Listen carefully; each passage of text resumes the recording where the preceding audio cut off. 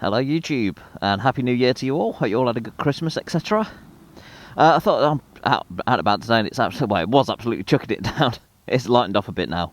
But I thought I'd do because I've nearly owned the CRF nearly 3 months now. I thought I'd get out and do a little 3-month review, let you all know how I'm getting on with it, and the things I've done to it, which is a very short list, to be honest. So, as most of you are probably aware, this used to belong to Mr. Big Pezza, who sold it to me. Yeah, it's been my sort of main, well, it's been the off-roader, and I've actually been using it through the winter for commuting as well. Yeah, so far, so good, no regrets. I'm very pleased with it. I'm getting on well with it, I have to say. Because before I bought it, I wasn't even sure a CRF would be the right one for me because, I'd never ridden one before, really. And I didn't really know what they were like on the road normally, and all the rest of it. So there was some doubt in my mind whether it'd actually be, good enough. But yeah, everything, it's ticking all the boxes, it's doing all the right things, and it's surprisingly comfortable on the road. I've not had any discomfort yet so far, even though the seat feels quite uncomfortable. It's quite firm. I've not actually felt the need to stop and get off for a walk around and stuff on this. So far, I've not really done any massive long journeys. I mean, that's going to come later in the year. But I have done some fairly long rides, and it does last quite well just on the road. Unlike, say, the Derby, for example, which was a 125, and riding that on the road was just horrible. The vibrations were just killing me, and yeah, on the road it was not pleasant one bit. But for messing around off-road, it was fine. It was brilliant because it was so lightweight and all that lot, and it had just about enough power to do what I wanted it to. On this, I do need to get a new front tyre on, because this one, it's okay for the road, but for off-road it's not so good. This is a Heidenau K60 Scout. Pretty good all-round of a tyre, sort of 50-50 tyre. I had these on the Scrambler once as well, and they were pretty good. But I have got a Maxxis, I can't quite remember exactly what it is, but there's a Maxxis knobbly front tyre in my garage at home waiting to go on this, which I'll get done very soon. In fact, let's have a little side-by-side comparison so you can see. There we go. The rear tyre, I think should be okay. We'll see how we get on with that once we've got the different front tyre on. So yeah, my only real issue at the minute with the CRF is the exhaust is a little bit on the loud side, and the baffle does rattle around. In fact, probably, I don't know if you'll hear that. The baffle does rattle around a little bit, so I think I just need to try and repack it, probably get a new baffle, just to see if that helps a bit. It just needs to be just that little bit quieter. It's just a little bit too much, especially when you're off-road and there's horses about. It's not too good, but otherwise, yeah, fine. It sounds fine anyway. So with repairs and upgrades, I've not really had to do anything because Big Pezza, he's kept it pretty well maintained. I mean, it may not have looked very good because he never washed it, which is fine. It's for off-road. There's not really much point washing it all that often.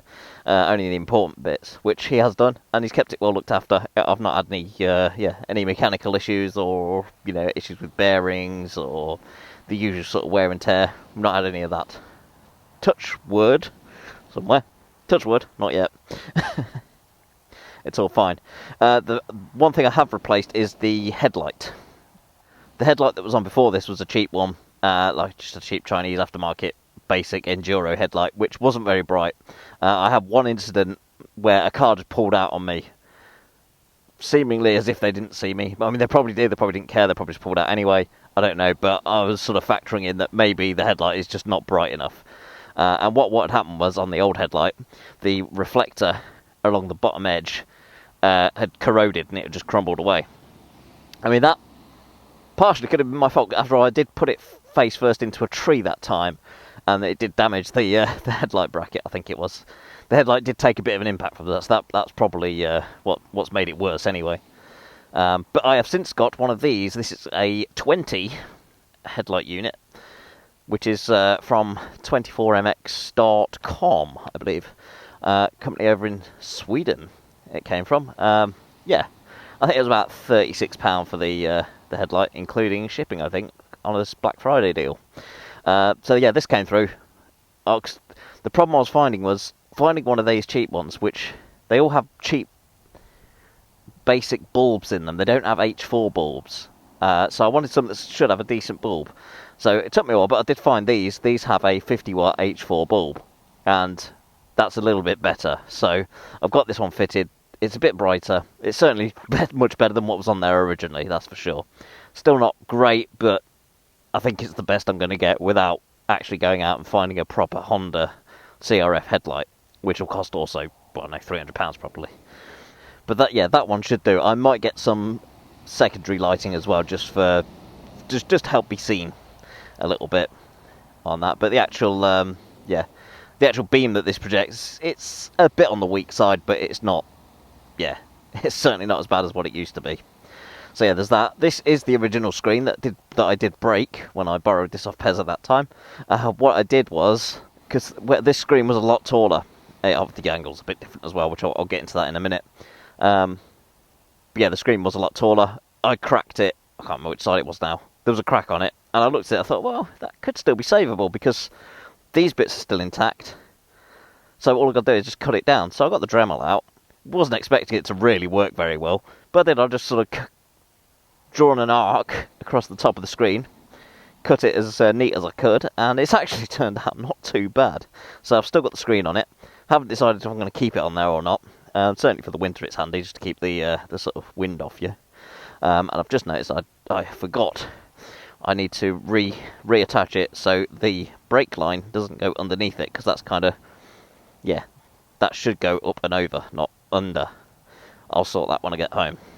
And the other thing with this headlight is, the original one, well, it's not the original one, but the one that was on here before sat a little bit further back, and the screen had a bit more of like an upwards tilt, whereas now I've had to go like that, because the way this one is, there's less room for it to fit in.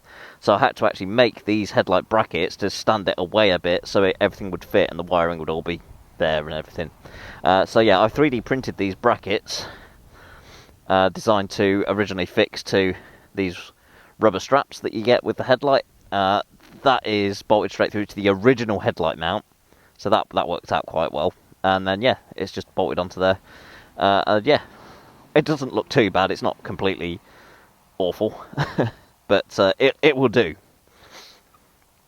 So I'm not massively fussed, because this is not my main bike, and it's more going off-road on this, and it's going to get broken no doubt anyway, so I'm not too worried about having anything nice. And lastly, the original grips were pretty much done, so I thought might as well put heat grips on, because I know I'm going to use it in the winter. So I decided to buy some. I was going to just get some cheap ones, but in the end I went for the Oxford Premium Advanced Super Duper heated grips, and they are fantastic. They're a much better build quality than some of the older ones that they do. The connections are a lot better at being weatherproof than the old ones. This new version of the Oxford heated grips are fantastic, and they get it's very rare I would actually have it on 100%, because it is just too hot. Even on quite cold days, it is just too hot. But they certainly do have a good heat range on them. Let's get going. Now, there is a byway literally back there. Not a very long one, but I'm not really going to go for it, because the amount of rain we've had. And back to what I was saying about the tyres, they're not so good for the mud. And I know it should be quite a muddy lane from what I remember, so I'm not going to go down that way. So just going to get back via the road.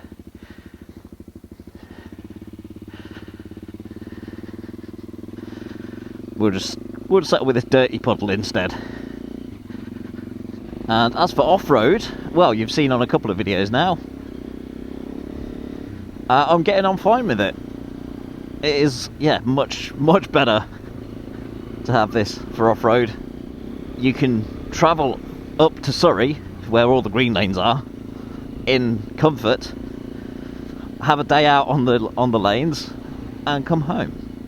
The Derby, like I said, that on the road, the Derby was awful because of the vibrations, etc. So it would be just a horrible pain travelling for, I don't know, about an hour or so up to Surrey, then having fun on the green lanes, which it was absolutely fine for, and then coming back on the roads with the limited power of a 125, and you got some hills to contend with as well. Yeah, it wasn't fun. But yeah, this is brilliant. It's got enough on the road. It's got enough power, and I've been happy using it as a commuting bike as well. And although it's a much taller seat height than what I'm used to, I'm getting on okay with that. Again, because it's light, it's not really a problem. I've just got to be aware of where I'm putting my foot down. Like off-roading last time, I stopped next to Pezza after he kind of went into that rut. I went to put my foot down, and I nearly put my foot into a rut and nearly just toppled the whole lot over because I didn't really look what I was doing. So yeah, as long as I look that I've got a safe place to put my foot, I'm fine. Anyway, I will leave that there. Thank you very much for watching. I will see you on the next one, which is probably going to be my Tiger video. Unless it's already come out, then I'll see you on whatever the next one is. Bye bye everybody.